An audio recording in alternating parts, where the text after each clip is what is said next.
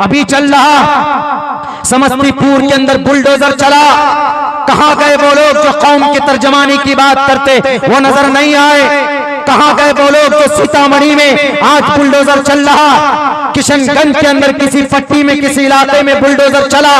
کہاں گئے وہ لوگ جو قوم کی اور بڑی بڑی باتیں کرتے ہیں کہ ہم تمہیں انصاف دلائیں گے؟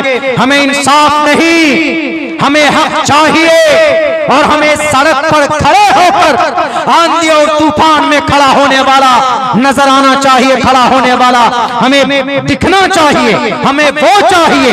اور اس صورت میں اور ان تمام استھتی میں، ان تمام حالات میں اگر کوئی سامنے نظر آیا ہے تو ہمارے علماء کرام نظر آئے، اور کوئی نہیں آتا۔